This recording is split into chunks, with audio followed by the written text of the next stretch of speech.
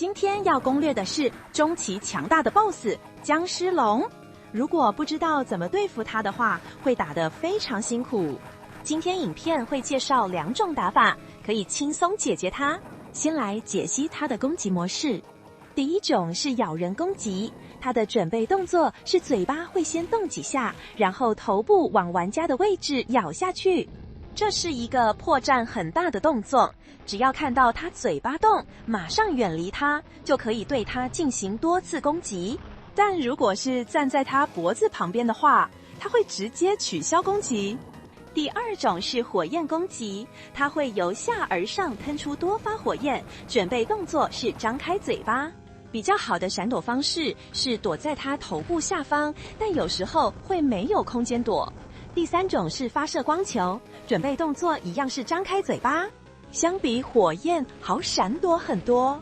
這裡有個重點，其實火焰攻擊是左邊的龍的能力，光球攻擊是右邊的龍的能力，而火焰攻擊的威脅程度遠大於光球攻擊，所以我們要優先處理左邊的龍。第4種是落石攻擊，它會甩動頭部去撞牆壁，然後天花板會掉落石塊造成傷害。它的準備動作是會先把頭往上仰，然後往下甩，最後才往牆壁撞。有時候躲在它頭部下，它突然進行這個攻擊，有可能會來不及閃躲，被它撞到。這裡有個特別的情況，就是如果玩家位置是在 BOSS 和牆壁之間，它就會撞牆壁。不過想躲在下面的空隙是不可能的。正常打法可以使用火箭來對付它，對空範圍大，比較好打中頭部。建議使用的副武器是十字架，有一些時機使用可以打到它很多下。在擊殺其中一隻僵屍龍後，另一隻還會啃食它的屍體來補血，不過只會有一次哦。只剩下一隻僵屍龍的話，難度就會大幅下降，應該就可以輕鬆解決它。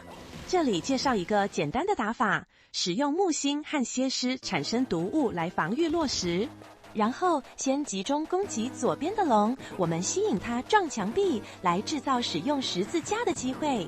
這邊展示幾個適合用十字架的時機。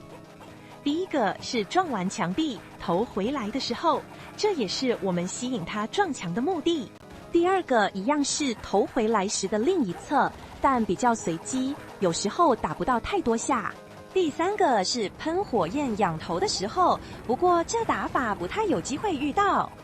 擊倒一邊之後，也可以同樣方式打另一邊。或者想節省愛心，只用普攻應該也能輕鬆解決了。另外還有一個特殊的打法，使用海王星加蠍屍，利用屬性免疫來對付它。